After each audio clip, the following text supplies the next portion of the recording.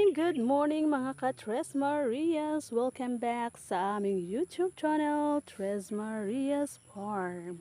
So ito na nga guys, ay tanghali na naman.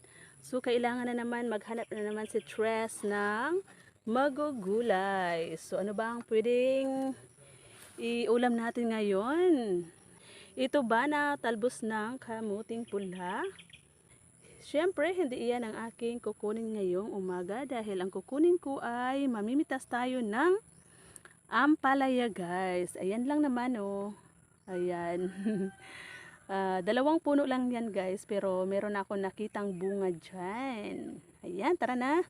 Samahan nyo ako at atin ang pipitasin yung mga bunga ng ampalaya. So ayan guys, kung makikita nyo yung puno niya ay maliit nga lang. Ayan, pero merong mga bungang napakakinis at napakaganda. Ayan.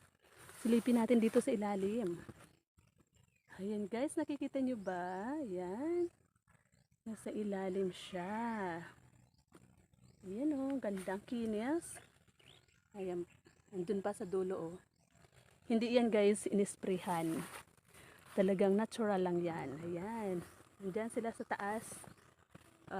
Gumapang. Nilagyan ni mother ng pagapangan ba?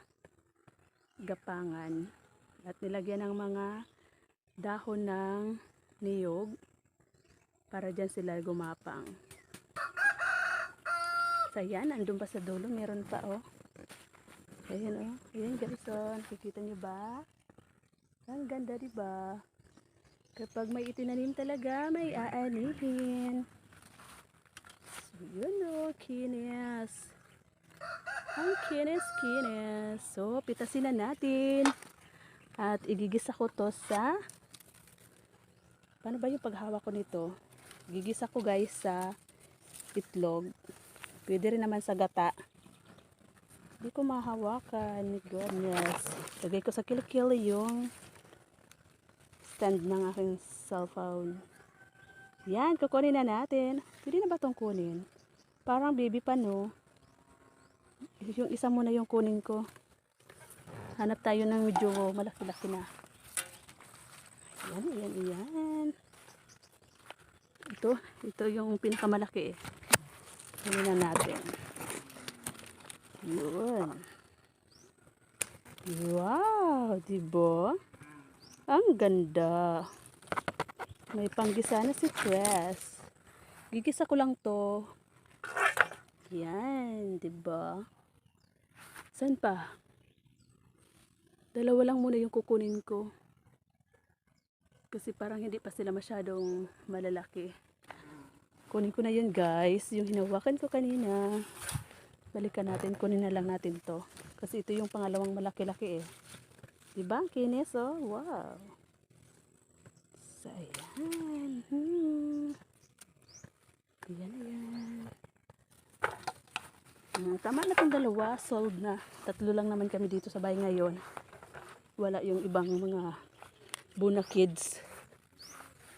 Yan. Sa sunod na araw, yan naman yung pipitasin natin. Meron pang 5 bunga. Ayan, at saka yun sa dulo. So, ayan guys. Pinasilip ko lang sa inyo yung aming tanim na ampalaya. Hindi ka nabibili sa palengke. Si Catres Marias Dos, nag-work siya guys, pero dahil masipag siya, dahil laking anak farmers, nakahiligan na rin talaga yung pagtatanim kahit andun siya, nag-work siya sa bahay ng aking tita. Kahit malawak pa nga yung tanim niya kaysa dito sa amin. Ang dami niyang tanim na pechay. Ang pechay ni Dos, ang tataba, ang ganda guys, kung makikita nyo. So ayan guys, hanggang dito na muna tayo at ito ay lulutuin ko na maya. Thank you so much for watching. Please subscribe our YouTube channel, Tres Marias Farm. At huwag rin kalimutan yung aming, pakilike din po, pakifollow yung aming FB page. Thank you! So ayan na nga guys, yung ating Gulay na ampalaya. Ito yung pinitas ko kanina, 'di ba? Ayan siya, lutong-luto na. May sahog na tuna. Tunang nasa lata lang, 'di ba? Pinasarap. Ayan oh, amoy pa lang, ulam na. Tara na, kainan na.